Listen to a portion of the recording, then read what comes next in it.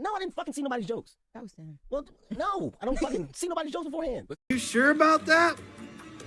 You sure about that?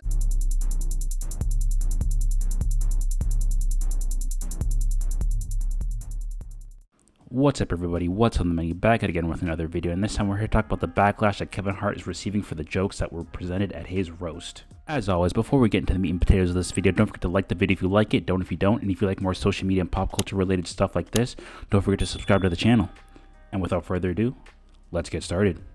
The roast of Kevin Hart premiered live on Netflix on May 10th, 2026. The roast was hosted by Shane Gillis and also featured many popular comedians and celebrities alike, including Tom Brady, Chelsea Handler, The Rock, and Cat Williams. Though roasts are meant to be a lighthearted way to poke fun at the interesting lives that many celebrities may live, this one left a lot of people scratching their heads and wondering why some of the jokes that were presented here were considered comedy in the first place. One of the jokes from the host Shane Gillis himself was about Kevin Hart being short and having to be lynched from a bonsai tree. And for those of you who don't know what a lynching is, I'll put the definition on screen and read it to you. Lynching is an extrajudicial killing by a group. It is most often used to characterize informal public executions by a mob in order to punish an alleged or convicted transgressor or to intimidate others. It can also be an extreme form of informal group social control and is often conducted with a display of a public spectacle, often in the form of a hanging, for maximum intimidation. Instances of lynchings and similar mob violence can be found in all societies. In the United States, where the word lynching likely originated, the practice became associated with vigilante justice on the frontier and mob attacks on African Americans accused of crimes. The later became frequent in the South during the period after the Reconstruction era, especially during the nadir of American race relations. Black people are thought to be the primary victims of lynchings in the United States, about 72% total. Though anti-lynching laws weren't put into place until 1922, most of them didn't stop until at least 1960, and many reports from even as recent as 2026 say that they have not stopped and have people designing them as suicides instead of actual lynchings. Considering the negative history that the African American community has with lynchings in America, I don't think the joke was very tasteful at all, and Shane Gillis should actually be ashamed of himself. Though Shane Gillis didn't have any problems making lynch jokes about Kevin Hart at his expense, he was quite upset when Andrew Schultz compared him to people with Down syndrome on his Flagrant podcast. Freaking out, dude. Yo, let's see it. Hold on. That's crazy. Oh my god. Oh, you look good. Is this for West Point? It actually is. Oh, nice. You guys, and you know what? That's his rival's profile picture. Shane, can we click the video? I just want to hear the sound. I just want to hear the sound. It's a Sue. It's a No, you look great, dog. Congrats. I don't think that's funny. But yeah, I see that. I see why. Like, you don't get it, you mean? Yeah. But that's not me, so Yeah. I don't understand it. Yeah. I don't get the joke. What are you saying? Yeah. It's okay, dude.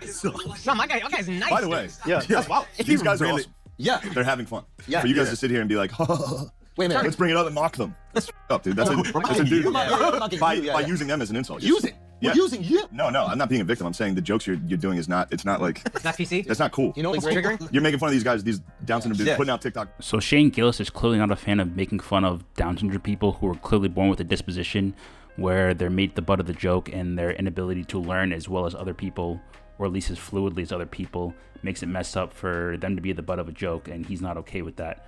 But when he's making fun of Kevin Hart for being black and using historical forms of torture / humiliation and killing as a way of comedy towards black people, it's not that big of a joke or something that should be taken as seriously because it's supposed to be funny.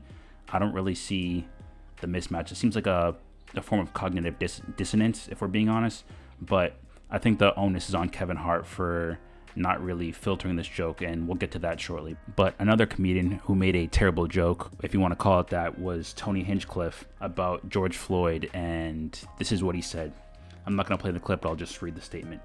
He wrote, "The black community is so proud of you," he says to Kevin Hart. "Right now, George Floyd is looking up at us, all laughing so hard he can't breathe." For those of you who don't know, George Floyd was a black man who was killed by a white police officer after telling the police officer that he couldn't breathe after the officer had his knee on George Floyd's neck. This incident sparked many protests across the United States and caused a huge civil rights movement for black people wanting their rights protected and be treated as equal individuals, as there were several instances even leading up to that caused black people to see that they were not being treated equally as individuals under the eyes of the law. Kevin Hart even attended the memorial service of George Floyd after his passing.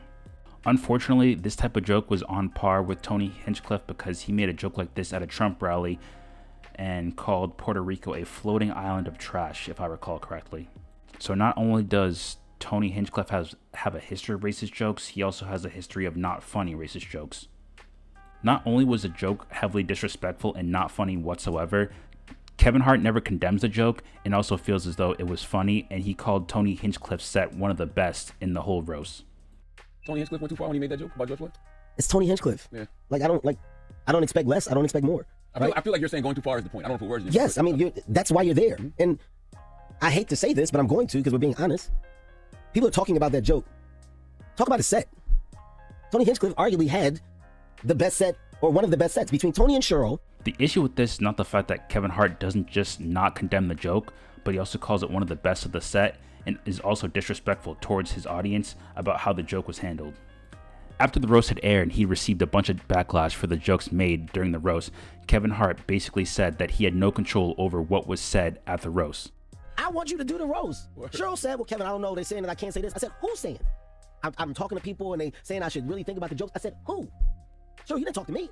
Sure, you're gonna do whatever the fuck you want. That's why you're here. So you didn't. They also said that you saw the jokes beforehand. So you agreed. Why am I reading jokes beforehand?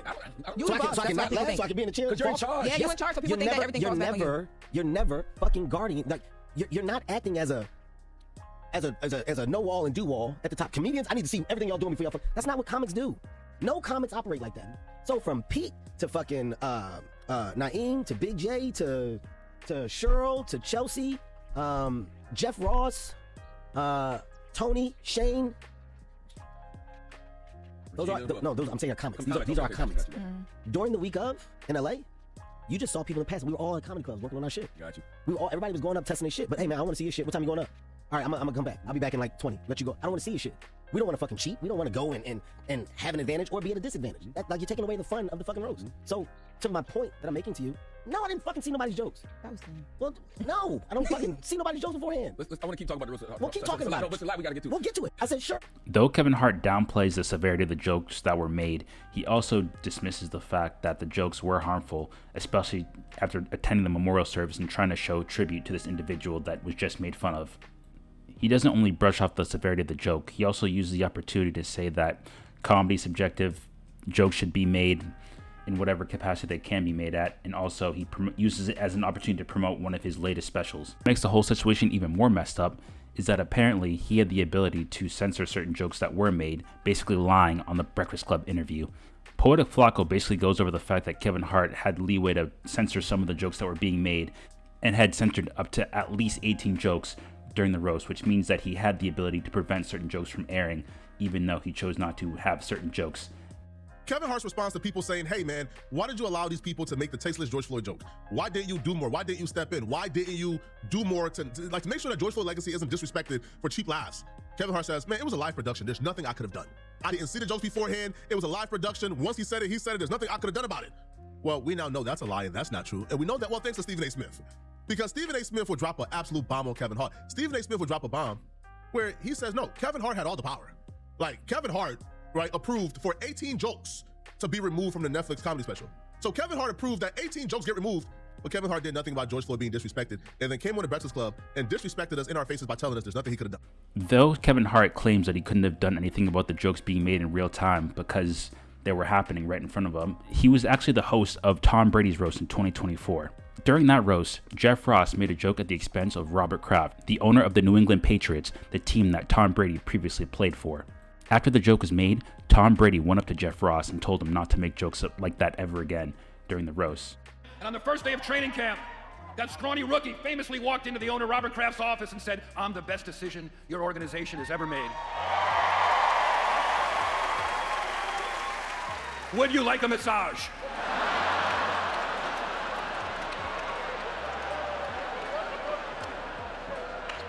I love Robert Kraft. I love that shit again. Okay.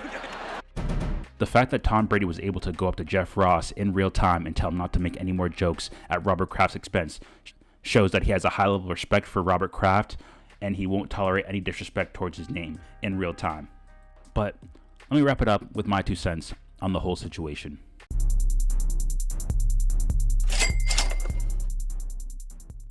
Kevin Hart is a celebrity whose career I've watched grow since I was at least in high school.